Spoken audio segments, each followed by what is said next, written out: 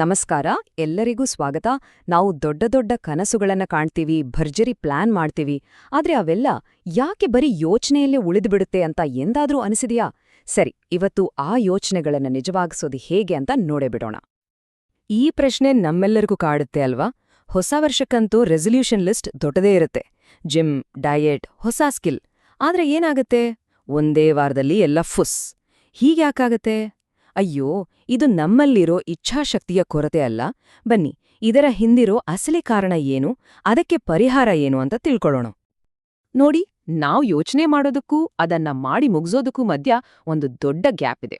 ಇದನ್ನೇ will power execution gap ಅಂತ ಕರೆಯೋದು. ಇದು ನಿಮ್ಮ ತಪ್ಪಲ್ಲ ಗತಾ. ಬದಲಿಗೆ ನಮಗೊಂದು ಸರಿಯಾದ ಸಿಸ್ಟಮ್ ಇಲ್ಲ ಅನ್ನೋದಷ್ಟೇ ಸಮಸ್ಯೆ. ಎಲ್ಲದಕ್ಕೂ ಮೂಲ ಏನು ಗೊತ್ತಾ? ಅದು ಸಂಕಲ್ಪ. ಸಂಕಲ್ಪ ಅಂದ್ರೆ ಸುಮ್ನೆ ನಾಳೆಯಿಂದ ಮಾಡ್ತೀನಿ ಅನ್ನೋ ಥರದ ಯೋಚನೆ ಅಲ್ಲ. ಅದೊಂದು ತುಂಬಾನೇ ಶಕ್ತಿಯುತವಾದ ನಿರ್ಧಾರ, ಒಂದು ದೃಢವಾದ ಬದ್ಧತೆ. ಒಂದು ರೀತಿ ಇದೊಂದು ಬೀಜ ಇದ್ದ ಹಾಗೆ. ನೋಡಕ್ಕೆ ಚಿಕ್ಕದಾಗಿದ್ರೂ ಅದರೊಳಗೆ ಒಂದು ದೊಡ್ಡ ಮರವಾಗೋ ಶಕ್ತಿ ಅಡಗಿರುತ್ತೆ. ಆದ್ರೆ ಬರೀ ಬೀಜ ಇದ್ರೆ ಸಾಕ? ಖಂಡಿತ ಇಲ್ಲ ಅಲ್ವಾ? ಆ ಬೀಜ ಮೊಳಕೆ ಹೊಡೆದು ದೊಡ್ಡ ಮರವಾಗಿ ಹಣ್ಣು ಕೊಡ್ಬೇಕು ಅಂದ್ರೆ ಅದಕ್ಕೆ ಪ್ರತಿದಿನ ನೀರು ಬೇಕು, ಗೊಬ್ಬರ ಬೇಕು, ಆರೈಕೆ ಬೇಕು. ನಮ್ಮ ಸಂಕಲ್ಪ ಕೂಡ ಸೇಮ್ ಟು ಸೇಮ್. ಅದಕ್ಕೆ ನಿರಂತರ ಕ್ರಿಯೆ ಅನ್ನೋ ಗೊಬ್ಬರ ಬೇಕೇ ಬೇಕು. ಹಾಗಾಗಿ ಇಲ್ಲಿದೆ ನೋಡಿ ಮೊದಲನೇ ಮತ್ತು ಅತಿ ಮುಖ್ಯವಾದ ಪಾಠ. ಜಾಸ್ತಿ ಯೋಚನೆ ಮಾಡೋದನ್ನ ನಿಲ್ಲಿಸಿ ಕೆಲಸ ಶುರು ಮಾಡಿ. ಆ ಮೊದಲನೇ ಹೆಜ್ಜೆ ಇದೆಯಲ್ಲ, ಅದೇ ಎಲ್ಲಕ್ಕಿಂತ ಮುಖ್ಯ. ನೆನ್ಪಿಡಿ, ಆಕ್ಷನ್ ಈಸ್ ಎವ್ರಿಥಿಂಗ್. ಸರಿ, ಈಗ ಆಕ್ಷನ್ ತಗೊಳ್ಳೋಕೆ, ಕೆಲ್ಸ ಮಾಡೋಕೆ ಎನರ್ಜಿ ಬೇಕಲ್ವಾ? ನಮ್ಮನ್ನ ಮುಂದೆ ತಳ್ಳೋ ಆ ಫ್ಯೂಯಲ್ ಯಾವುದು? ಬನ್ನಿ ಈಗ ಪರಿಹಾರದ ಕಡೆಗೆ ಹೋಗೋಣ. ಉತ್ತರ ಇಲ್ಲೇ ಇದೆ. ಅದನ್ನ ಪ್ರಾಣ ಊರ್ಜಾ ಅಂತಾರೆ. ಅಂದ್ರೆ ನಮ್ಮ ಜೀವಶಕ್ತಿ. ಇದು ಸುಮ್ನೆ ಮೋಟಿವೇಶನಲ್ ವಿಡಿಯೋ ನೋಡಿ ಬರೋ ಎನರ್ಜಿ ಅಲ್ಲ.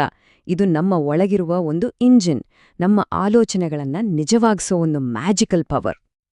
ಗುರುದೇವರ ಬೋಧನೆಗಳ ಪ್ರಕಾರ ನೋಡಿ, ಯಾರಲ್ಲಿ ಈ ಪ್ರಾಣ ಊರ್ಜಾ ಹೆಚ್ಚಾಗಿರುತ್ತೋ ಅವರ ಮನಸ್ಸು ಅತ್ತೆ ತೋಡಾಡೋದಿಲ್ಲ. ಅವರು ಯಾವುದೇ ಕೆಲಸ ಶುರು ಮಾಡಿದ್ರೂ ಅದನ್ನ ಮುಗಿಸಿಯೇ ಬಿಡ್ತಾರೆ. ಅಂಥ ಒಂದು ಫೋಕಸ್ ಮತ್ತು ಶಕ್ತಿ ಇದ್ರಿಂದ ಸಿಗುತ್ತೆ. ಅಂದ್ರೆ ಸಿಂಪಲ್, ನಮ್ಮ ಟಾರ್ಗೆಟ್ ಕ್ಲಿಯರ್ ಆಗಿದೆ. ನಮ್ಮ ಪ್ರಾಣ ಊರ್ಜಾವನ್ನ ಜಾಸ್ತಿ ಮಾಡ್ಕೋಬೇಕು. ನಮ್ಮ ಒಳಗಿರೋ ಬ್ಯಾಟರಿಯನ್ನ ಚಾರ್ಜ್ ಮಾಡ್ಕೊಂಡ ಹಾಗೆ. ಒಮ್ಮೆ ಅದು ಫುಲ್ ಆದ್ರೆ ಮನಸ್ಸು ತಾನಾಗಿಯೇ ಲೇಸರ್ ತರ ಫೋಕಸ್ ಆಗುತ್ತೆ. ಓಕೆ, ಇಲ್ಲಿ ತನಕ ಥಿಯರಿ ಆಯ್ತು. ಈಗ ಪ್ರಾಕ್ಟಿಕಲ್ ಆಗಿ ಏನ್ ಮಾಡ್ಬೇಕು ಅಂತ ನೋಡೋಣ. ನಮ್ಮ ಯೋಚನೆಗೂ ನಾವು ಸಾಧನೆ ಮಾಡೋದಕ್ಕೂ ನಡುವೆ ಇರೋ ಆ ಗ್ಯಾಪ್ ಇದೆಯಲ್ಲ, ಅದನ್ನ ದಾಟೋಕೆ ಒಂದು ಬ್ರಿಡ್ಜ್ ಕಟ್ಟೋದು ಹೇಗೆ? ಇಲ್ಲಿದೆ ನೋಡಿ, ತುಂಬಾನೇ ಸಿಂಪಲ್ ಆಗಿರೋ ಒಂದು 3 ಸ್ಟೆಪ್ ಫಾರ್ಮ್ಯುಲಾ. ಈ 3 ಸ್ಟೆಪ್ಸ್ ನಿಜವಾಗ್ಲೂ ಗೇಮ್ ಚೇಂಜರ್ಸ್. ಮೊದಲನೇದು, ನಿಮ್ಮ ದೊಡ್ಡ ಗೋಲ್ ಏನಿದೆ ಅದನ್ನ ಚಿಕ್ಕ ಚಿಕ್ಕ ಪ್ರತಿದಿನ ಮಾಡಬಹುದಾದ ಟಾಸ್ಕ್ಗಳಾಗಿ ಒಡೆಯಿರಿ. ಎರಡನೇದು, ಪ್ರತಿಯೊಂದು ಟಾಸ್ಕ್ಗೂ ಒಂದು ಡೆಡ್ಲೈನ್ ಫಿಕ್ಸ್ ಮಾಡಿ, ಇದನ್ನ ಇಷ್ಟೊತ್ತಿಗೆ ಮುಗಿಸ್ಲೇಬೇಕು ಅಂತ. ಇನ್ನು ಮೂರನೇದು, ಇದು ತುಂಬಾನೇ ಪವರ್ಫುಲ್. ನಿಮ್ಮ ಗುರಿ ಬಗ್ಗೆ ನಿಮ್ಮ ಫ್ರೆಂಡ್ಸ್ ಅಥವಾ ಫ್ಯಾಮಿಲಿ ಜೊತೆ ಹೇಳ್ಕೊಳ್ಳಿ. ಯಾಕೆಂದ್ರೆ ಅವರು ಏನಾಯ್ತು ನಿನ್ನ ಪ್ಲಾನ್ ಅಂತ ಕೇಳಿದಾಗ ನಮ್ಗೆ ಒಂದು ಜವಾಬ್ದಾರಿ ಬರುತ್ತೆ. ಹಾಗಾಗಿ ಡೆಡ್ಲೈನ್ ಅಂದ್ರೆ ಹೆದರಿಕೋಬೇಡಿ, ಅದನ್ನ ನಿಮ್ಮ ಫ್ರೆಂಡ್ ಅನ್ಕೊಡಿ. ಅದು ನಮ್ಮನ್ನ ಮುಂದೆ ಹೋಗೋ ಹಾಗೆ ತಳ್ಳೋ ಒಂದು ಸೂಪರ್ ಪವರ್ ಇದ್ದ ಹಾಗೆ.